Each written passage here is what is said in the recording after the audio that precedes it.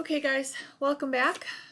This is the third lecture for Module 7. And this is all about culture hacking. This was a super short article. I think it was only a page, maybe a page and a half. And the idea behind culture hacking is to provide a visible example of how the culture is changing and to provide some sort of solution for a resistant culture.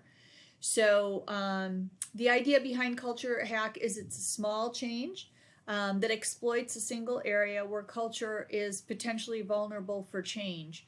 Hacks are small, emotional, immediate changes that have big impact. So it's a way of kind of, knocking people into, kind of a new place, right? Like, wow, this is kind of different. So the idea is that it is emotional. So it's appealing to the elephant, right? We're going to change. We're going to move. It's immediate. So it's something that's quick and easy to implement. This isn't a great big huge, seminar, and we're not hiring consultants to come in. This is just something quick that we're going to try to implement to send a message that we want some things to change. It's got to be visible, obviously. So, something, that happens in a board meeting or something isn't going to help, the people, and very low effort, but not low on courage. So, I think some of the ones that were in the article that I thought were particularly good, cancel status meetings. I thought that one was a great one. It says that CIOs spend 70% of their time in status meetings, just kind of checking up on what's going on. And the idea behind this culture hack was, one, to push accountability and responsibility down to the people who are supposed to be handling it, instead of constantly micromanaging. And there's a lack of trust that takes place in constant status meetings. So the idea was to allow people to move things forward, maybe send a quick note giving people an idea of where things are, maybe a discussion board that's available for the unit that's involved in whatever change is taking place. So I thought that was a good one. Celebrate failure is a really important way of looking at a culture. So this is all about risk. It's about encouraging people to take risks. So in a culture where failure is punished, this type of celebration is going to really change the way people think about risk taking. It's not necessarily going to change things overnight, but it will help those people that are more comfortable with risk, venture out and do things that have a little more, that aren't quite so certain. So I think it's important to demonstrate that, to explain how, I think in this case, the CIO of DirecTV talked about his failures.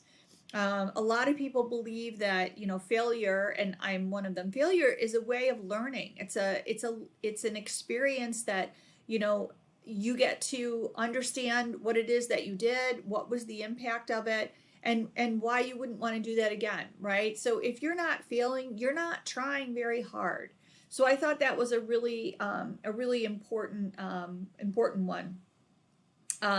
Don't have all the answers. So again, this is about stretching the culture, stretching the people, helping them understand that we've got to go in directions that maybe we don't have all the answers, right? A lot of what we're doing today, especially with technology, new technologies, and in places where there weren't a lot of technological advances, that's a scary place to go. And we have to be comfortable knowing that we can go there without all the answers, without knowing, what's exactly going to happen, and be able to make adjustments as we go along.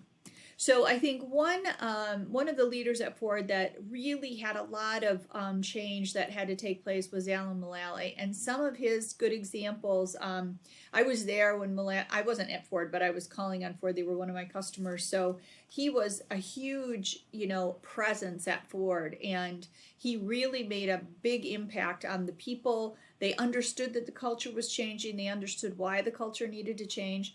But some of the things that he did that were important was meetings you must attend in person. So obviously today that wouldn't work as well, but maybe, you've got to be on the Zoom meeting. You can't miss it. You can't just phone it in. No cell phones allowed. I think a lot of times, a lot of the meetings that were taking place prior to Alan Mulally were just too long and not solving problems. It was just more status updates. And, there were so many interruptions and people that weren't there, so they couldn't make decisions. That this was an important change that Alan put in place.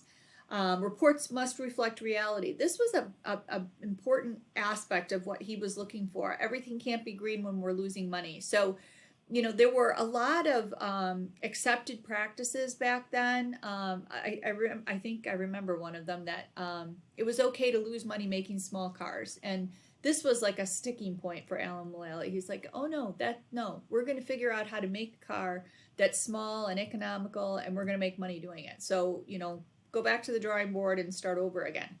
But the idea that reports must reflect reality. You can give bad news if bad news is what's coming, right? That's part of, not punishing failure. So helping people, the next one, supports that. Asking for help and providing help is not a sign of weakness. So if you don't know how to solve something, just ask for help. It's a big company. There's a lot of smart people.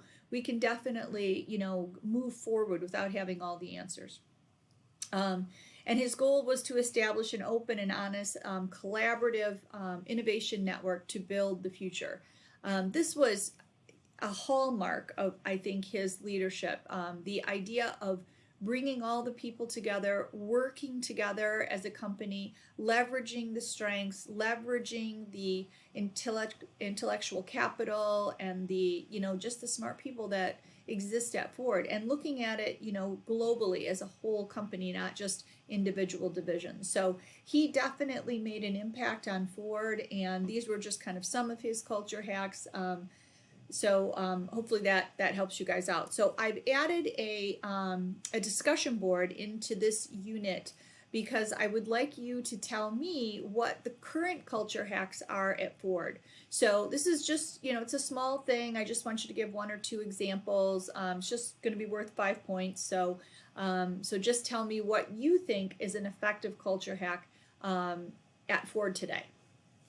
Thanks.